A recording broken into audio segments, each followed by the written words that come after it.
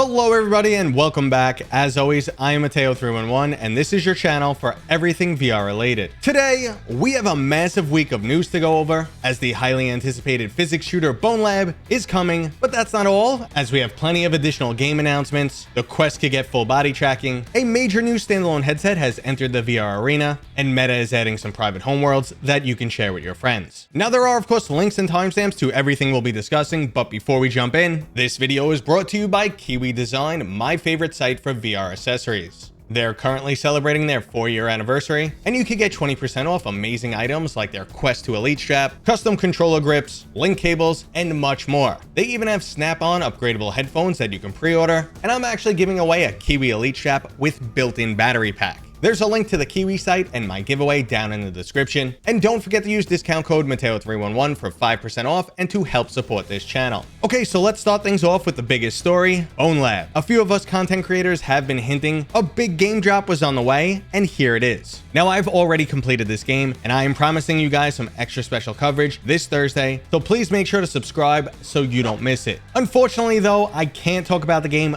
just yet, and that is absolutely killing me. I have a lot to talk about on this one, some of it great, some of it not so much, but luckily the wait is almost over. Now I want to hear your hype level for Bonelab down in the comments. We recently got the new trailer and footage from Node, and most people seem hyped about the new avatar system, but others seem to think it's a cheap gimmick. Let me know your thoughts down in the comments right now. Now if Bonelab isn't exactly your style, also releasing this week is VRigrade 2. This plays very similar to the classic arcade Time Crisis series, where you have to take out enemies and then duck behind cover. It's a stationary shooter, so if you're susceptible to motion sickness, but still want to play an action-packed first-person shooter, this is definitely a great title to check out. They've ditched the cartoony graphics from the original game, and it looks more like the game Payday. Now if you're holding out for some newer titles, how does the combination of Starship Troopers, first-person shooters, and RTS titles sound to you? Well, I'm currently describing the VR game Guardians, which is available for both Steam and App Lab, but in 2023 it's getting rebranded as Guardians Frontline. It will be on the official Meta store, and it's getting a full single-player campaign on top of their existing PvP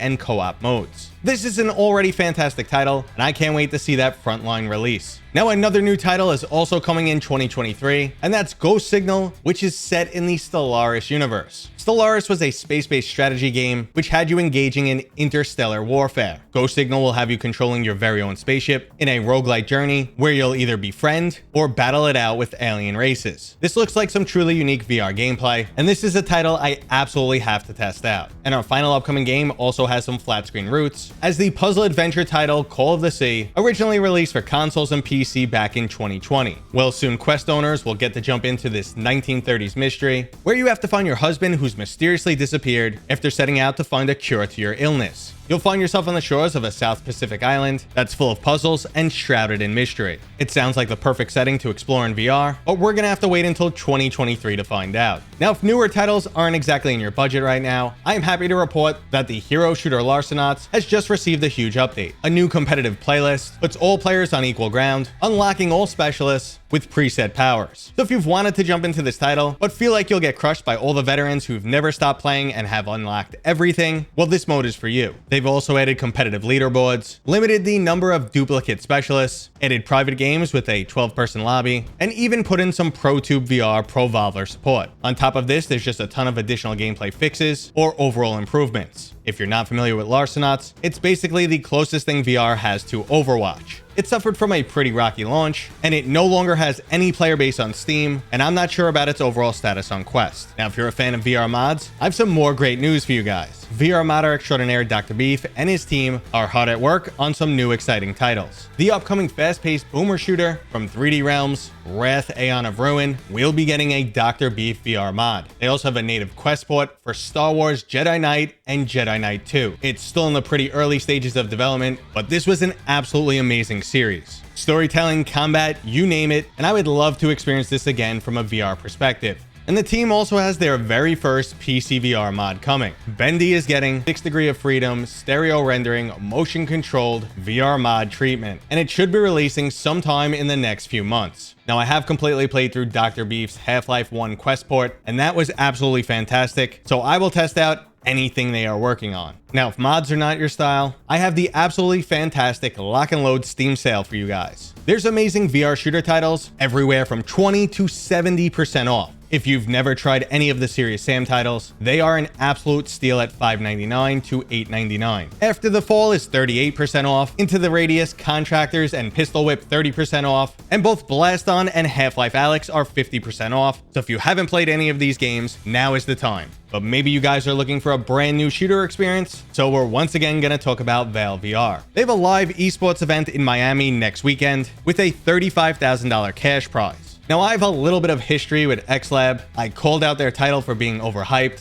and possibly having a business model that is completely unsustainable. Now, if you're interested in this topic, I will post a link to that video, but pushing all of that aside, I'm really curious to see how this plays out. Anything that helps VR grow in the long run, I am all for. Competitive esports is a hard nut to crack, and honestly, this crowd watching their trailer live does not look very impressed. But I sincerely wish the team luck. I'm always intrigued to see people trying new things in VR, and on paper, VR esports sounds like it makes a lot of sense. Speaking of making a lot of sense on paper, we got the reveal of the Pico 4 this week. Now, I already covered this headset, and as much as people want to deny it, it is a big deal and serious competition to Meta. On paper, it appears to beat the Quest 2 in basically every measurement, but once I get my hands on one of these headsets, I will give you guys the full picture. Now, if you own a Quest, there's no reason to go out and buy one of these, but if you are making a purchase for the first time, consumers finally have an option when it comes to standalone VR. Okay, so moving into some Quest news, Meta is adding private homes into Horizon Worlds. Currently, you start Horizon Worlds off with your own personal space, which only you are allowed to access. Now, Meta has made these private spaces multiplayer for some users. They're going to be rolling out that feature to more and more players, so you'll be able to customize your own personal space and then invite your friends over and even do things like watch movies together. It's a bit complicated though, because there's two separate aspects and you may or may not have access to either of them. For starters, your normal Horizon homeworld may or may not allow you to invite your friends in.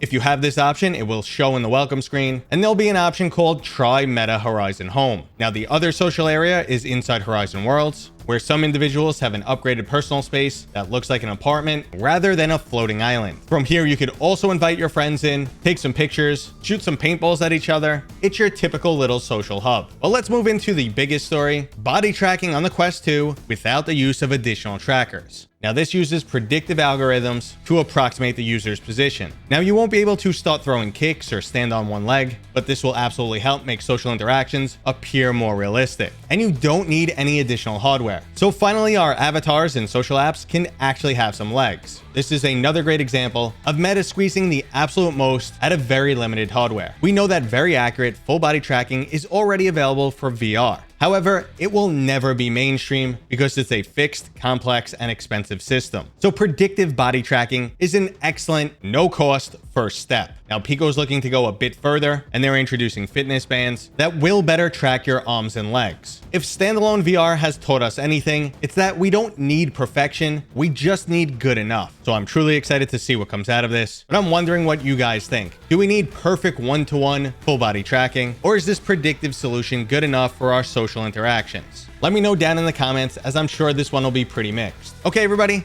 that was today's video. I hope you enjoyed it. If you did, go ahead and give me a thumbs up. If you're new here, please consider subscribing. And as always, I'll see you guys on next time.